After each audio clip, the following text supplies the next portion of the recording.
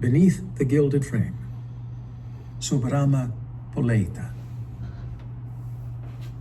They lived in darkness, breathing shadows, hands plunged deep within their pockets, hiding frozen fingers balled into fists. They avoided the eyes of others.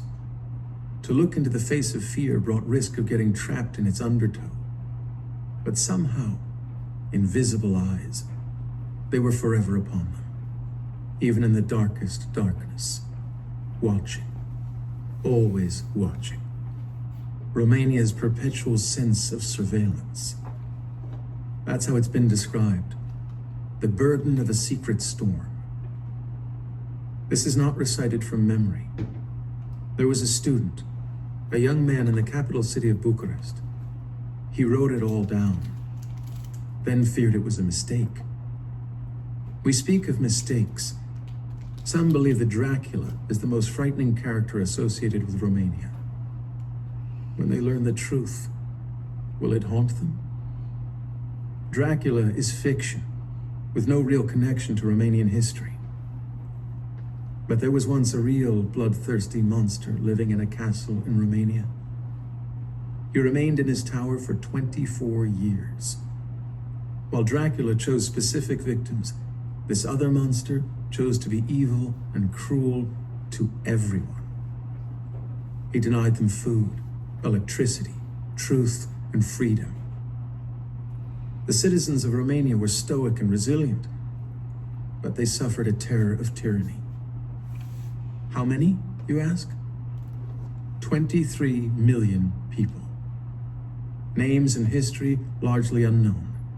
Then, a metal box, found next to a grave.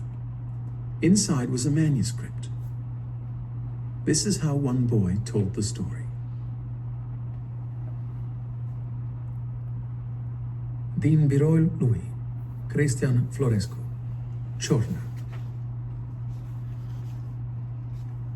Bucharest, Romania, 1989. 1. Uno. Fear arrived at 5 o'clock. It was October, a gray Friday. If I'd known, I would have run, tried to hide. But I didn't know. Through the dim half-light of the school corridor, I spotted my best friend Luca. He walked toward me, passing the tedious sign shouting from the concrete wall, "New men of Romania, long live communism, the bright future of mankind." At the time, my mind turned on something far from communism, something more immediate. School dismissed at 7 p.m. If I left at the right moment, I'd fall into step with her, the quiet girl with the hair hiding her eyes. It would feel coincidental, not forced. Luca's tall, thin frame edged in beside me. "It's official. My stomach's eating itself." "Here." I handed him my small pouch of sunflower seeds. "Thanks. Did you hear? The librarian says you're a bad influence." I laughed. Maybe it was true. Teachers referred to Luca as sweet, but said I was sarcastic. If I was the type to throw a punch, Luca was the type to break up a fight. He had an eagerness about him, while I preferred to evaluate and watch from afar. We paused so Luca could talk to a group of loud girls. I waited, impatient. "Hey, Christian," smiled one of the girls. "Nice hair. Do you cut it with a kitchen knife?" "Yeah," I said softly, blindfolded. I gave Luca a nod and continued down the hall alone. "Pupil Florescu?"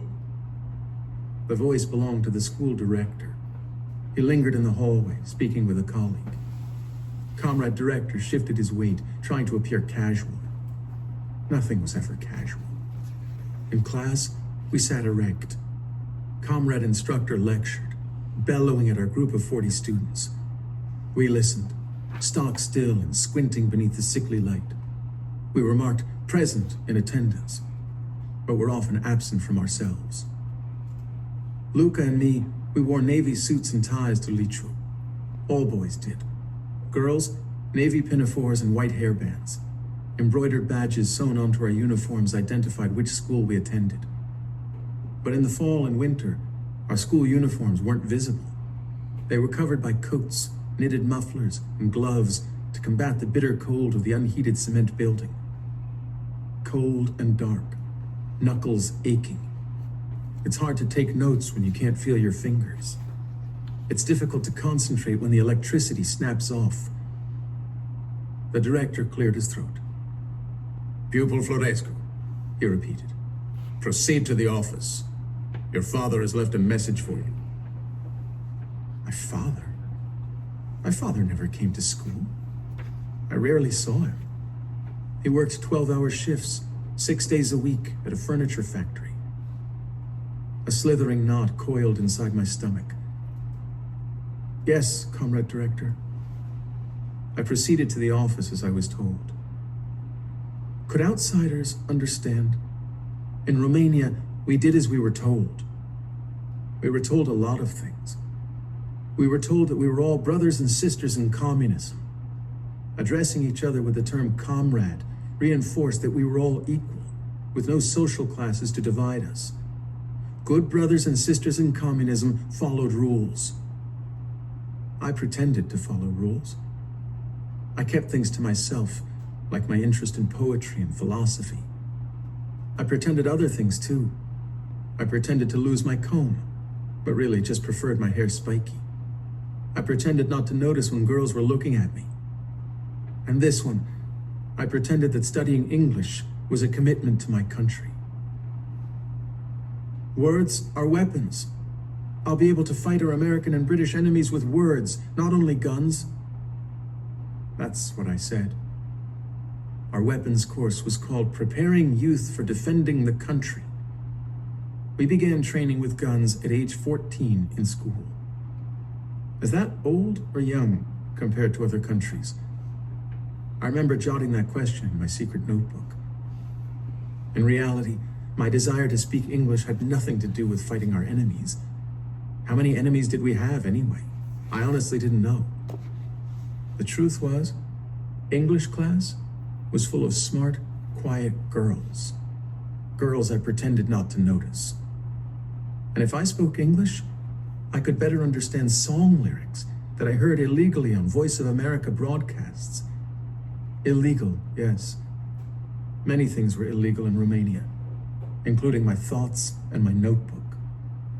But I was convinced I could keep everything hidden. After all, blankets of gloom are thick and heavy. Good for covering things, right? I proceeded down the dark hallway to the office. I was an idiot. I just didn't know it yet.